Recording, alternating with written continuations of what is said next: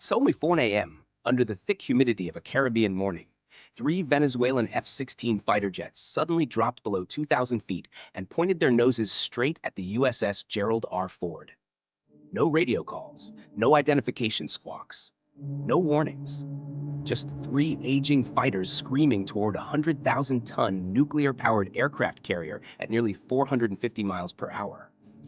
The pilots believed surprise and aggression would shake American nerves. What they didn't realize was that they were flying directly into the most advanced air defense network ever deployed at sea. The floating fortress. The USS Gerald R. Ford isn't just an aircraft carrier. It is the flagship of American naval power. A $13 billion statement built on one idea. If you project force across oceans, do it with overwhelming superiority. Its flight deck spans 4.5 acres. Twin A-1B nuclear reactors generate enough electricity to power a small city for decades. And inside its combat systems, more data is processed in 1 minute than the entire Venezuelan military handles in a week. Every system on board represents the cutting edge of modern naval warfare. And the Venezuelan pilots were about to learn exactly what that meant. They were seen long before they knew it. At 47 nautical miles, the first contacts appeared on the Ford's SPY-6 radar. This wasn't a rotating antenna from another era. SPY-6 is an active electronically scanned array, dozens of radar faces working in perfect coordination. It tracks over 1,000 targets simultaneously. It cuts through jamming. It defeats low-altitude approaches. It turns radar-hiding tactics into wishful thinking. The Venezuelan pilots believed flying low would exploit radar blind spots. In reality, they were tracked before they even leveled out.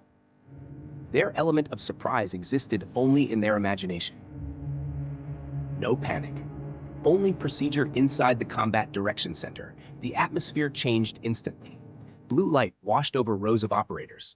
Contacts were tagged, tracks verified, threat timelines calculated.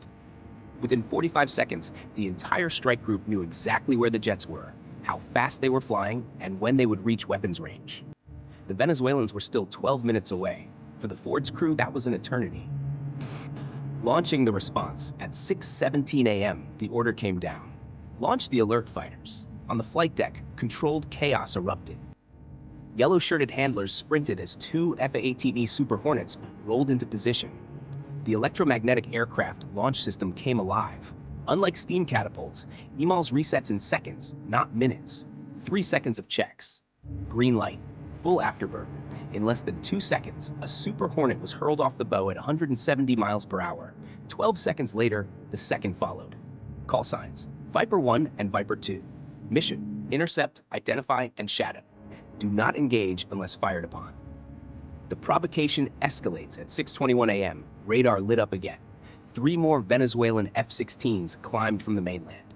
6 fighters now forming an attack wedge aimed directly at the carrier strike group. This wasn't an accident. It was a deliberate test. The Hornets climbed to 22,000 feet and locked the formation at 63 miles. 6 hostile tracks. Closure rate nearing 900 miles per hour combined. 4 minutes to merge. 4 minutes where a single mistake could ignite an international crisis. Around the carrier, 2 Arleigh Burke-class destroyers tightened formation. Radars tracked. Electronic warfare systems listened, quietly. No emissions, no warnings. Every Venezuelan radar pulse, every communication frequency was captured and stored. The US wasn't just defending, it was collecting intelligence. Visual contact. At 6:24 a.m., Viper 1 saw them. 6 F-16s, sunlight flashing off their canopies. Venezuelan markings clearly visible. Centerline fuel tanks, no external weapons. A classic move. Aggressive posture with plausible deniability. They weren't here to fight. They were here to intimidate. Aerial chess. For the next 47 minutes, the sky became a chessboard. The Venezuelans split and reformed. One jet made diving passes toward the destroyers, pulling up at the last moment in full afterburner. Another rolled inverted and skimmed just 800 feet above the water, its jet wash carving scars into the waves. One climbed high, likely collecting electronic intelligence of its own. Gray zone tactics, provocative but carefully restrained. Through it all, the Hornets never escalated. They shadowed without crowding, tracked without locking. Disciplined, professional, cold. The most dangerous moment at 6:39 a.m., one F-16 broke hard toward the carrier. It descended fast. On the flight deck, the phalanx CIB was rotated to track, its radar locked, firing solutions calculated. This system doesn't hesitate. Its 20-millimeter Gatling gun can fire 4,500 tungsten rounds per minute, creating a wall of metal that turns aircraft into debris. The jet leveled at 600 feet and screamed across the Ford's bow, close enough to rattle coffee cups inside the ship. The system tracked it the entire time, but it never fired. Close wasn't hostile enough. The line holds. For a moment, everyone understood how thin the line truly was.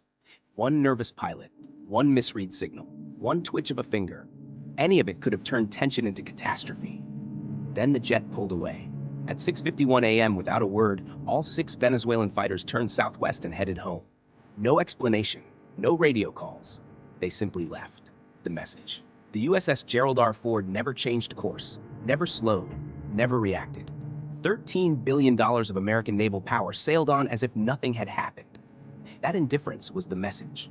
You don't scare us. You don't impress us. You don't even slow us down. Who really won? The intelligence haul was immense.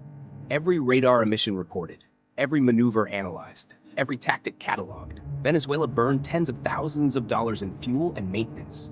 They revealed electronic signatures worth millions in intelligence value. They gained nothing strategically. Later, state media claimed victory. Navigation logs told the truth. 0 course changes, 0 speed changes. Hash closing. This is modern gray zone confrontation.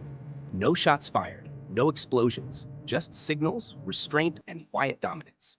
Some lessons are taught with missiles. This one was taught with indifference. And for those who came looking for a reaction, that silent dismissal probably hurt the most. Subscribe for more untold stories of modern military operations.